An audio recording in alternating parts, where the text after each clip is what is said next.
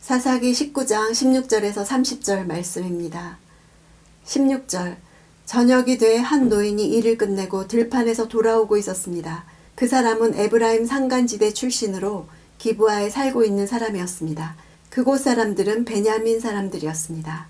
어느 누구도 레위인과 그 일행을 영접하는 사람이 없는 가운데서 등장한 이 이름 모를 노인이 이 성읍 기브아 출신이 아니라 에브라임 지파 사람이라는 것을 말하고 있습니다.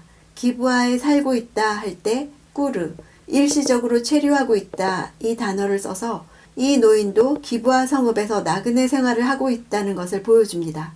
기브아 본 성읍 사람들은 나그네를 영접하지 않았는데 타지에서 온 타지파 사람이 그들을 영접한다는 것을 보여줌으로써 기브아 사람들의 악함을 더욱 비난하는 강조의 역할을 하고 있습니다. 17절 그가 성읍의 광장에 여행객이 있는 것을 보았습니다. 그 노인이 말했습니다. 어디로 가는 길이요? 어디에서 왔소? 보았다는 것은 깊은 관심을 가지고 주시하는 상태를 묘사하는 것입니다. 성읍 광장에서 레위인 일행들이 앉아있는 동안 성읍 사람들이 오가면서 그들을 봤겠지만 누구도 나그네에 대한 관심으로 그들을 보지 않았습니다. 그러나 이제 다른 지파 출신의 노인이 도움이 필요한 나그네를 주목한 것입니다. 18절 레위 사람이 그에게 말했습니다. 우리는 유다의 베들레헴에서 와서 에브라임 산간지대 외딴 곳으로 가는 길입니다. 제가 그곳 출신입니다. 유다의 베들레헴에 들렀다가 여호와의 집으로 가는 중입니다. 그런데 저를 광장에서 자기 집으로 데려가는 사람이 아무도 없습니다. 레위 사람의 말에는 집이라는 베트 단어가 4번이나 나옵니다. 여호와의 집으로 가는 중이라고 한 것은 레위인임을 밝힘으로써 노인의 환대를 받으려 했을 것입니다. 19절 우리는 나귀를 먹일 집과 여물이 있을 뿐 아니라 당신의 종과 당신의 하녀와 우리의 하인이 먹을 빵과 포도주도 있습니다. 우리에게 부족한 것은 아무것도 없습니다. 레위인은 상대방을 높이고 자신들을 낮추기 위해서 자신을 당신의 종으로 첩을 하녀로 표현했습니다. 이렇게 자기 자신을 지나치게 낮추는 것은 상대방의 기분을 좋게 함으로써 자기의 목적을 이루고자 하는 고대 근동의 일반적인 관행이라고 합니다. 20절 노인이 말했습니다. 당신이 편안하기를 바라오. 그러나 당신이 필요한 것은 내가 책임지겠소. 그저 광장에서 하룻밤 머무는 일만은 하지 마시오.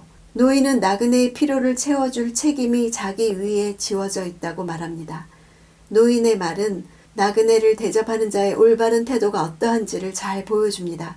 그가 광장에서 하룻밤 머무는 일을 왜 그렇게 저지했는지 곧 알게 되지요. 기브아는 성벽 도시이기 때문에 외부의 적으로부터 안전하였지만 이방 거주민으로 살고 있는 노인은 기브아 사람들의 삶의 형태를 알고 있었던 것입니다. 22절 그들이 이렇게 즐기고 있을 때 그 성읍의 불량배들이 그 집을 둘러싸고 문을 두드리며 집 주인인 그 노인에게 소리쳤습니다. 당신 집에 온 그 사람을 데리고 나오시오. 우리가 그와 관계를 가질 것이오. 불량배란 원어로 에노쉬입니다. 이 단어는 일반적으로 사람을 가리키는 아담이나 이쉬와 구별되는 독특한 의미가 있습니다. 죽을 수밖에 없는 인생이라는 뜻입니다. 하나님의 대조되는 피조물로서의 한계를 지닌 인간을 나타내는 표현입니다. 본문에는 에노쉬가 2번이나 반복이 되어서 직역하면 성읍의 사람들, 즉 벨리알의 아들들인 사람들 이렇게 되어 있습니다.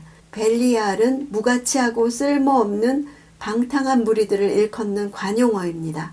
1차적으로는 노인의 집에 쳐들어온 기브아 성읍 사람들이 어떤 사람인지를 묘사하고 더 나아가서는 성읍 전체와 사사시대의 전반적인 이스라엘의 영적 타락상을 말해줍니다.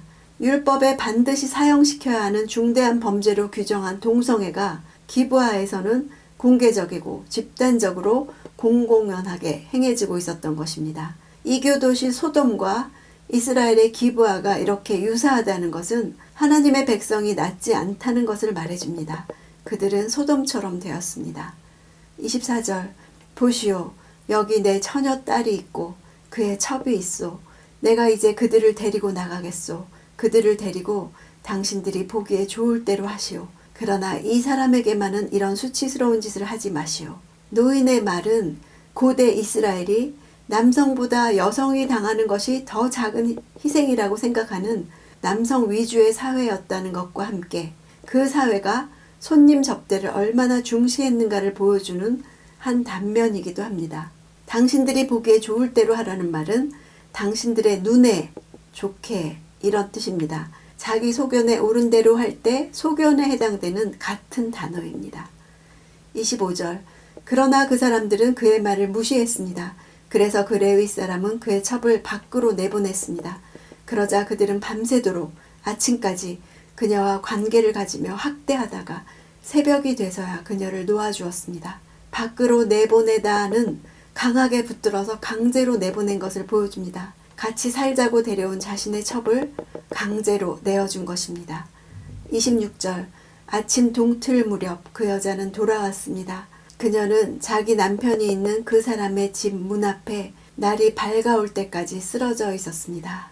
이런 잔악성을 볼 때 최근에 아프가니스탄을 떠오르게 합니다. 하나님을 진정한 왕으로 섬기지 않을 때 하나님의 백성도 이교도와 똑같아지는 것입니다. 28절 그가 그녀에게 말했습니다. 일어나 가자. 그러나 아무 대답이 없었습니다. 그러자 그는 그녀를 당나귀에 싣고 출발해 그의 집으로 갔습니다. 이해할 수 없을 정도의 냉혹함과 비인간성을 보여줍니다. 29절 그가 그의 집에 도착하자 칼을 꺼내 자기 첩을 마디마디 베어서 12토막을 내고 그것들을 이스라엘 전 지역에 보냈습니다. 이 칼은 제사를 드리기 위해 동물을 잡을 때 사용되는 칼입니다. 왜 이 레위인은 첩이 죽은 것에 무관심하면서도 이스라엘 전 지역에 알렸을까요? 그는 기브아 사람들에게 복수하고 싶었던 것입니다. 여자에게 정당한 대우를 해주기 위해서가 아니었습니다. 단지 자신의 재산을 잃었기 때문이었습니다. 지금까지 사사기는 하나님께서 어떻게 이스라엘을 구조하셨는지 보여주지만 부록에서는 하나님이 그들을 어떤 영적 상태로부터 구조하셨는지 보여줍니다. 또한 이스라엘이 자신의 자원으로만 살아갈 때의 삶이 어떤지 보여줍니다. 하나님 없는 인간의 모습이 너무나도 황폐합니다. 창세기 롯의 때나 사사기 때나 지금 우리 시대나 악한 인간의 모습은 동일합니다. 악한 일을 하지 말라는 말에 듣지 않고 무시했다고 기록합니다. 하나님의 말씀을 지키는 삶은 사람다운 삶을 살게 합니다. 악으로 치닫는 인간 본성을 제어시킬 수 있는 방법은 하나님의 말씀을 듣는 것입니다. 말씀 앞에서 내가 지금 하고 있는 일이 죄인지 아닌지 드러납니다. 자신을 볼 수 있게 합니다. 오늘 말씀을 통해서 내 모습을 보는 시간이 되기 원합니다.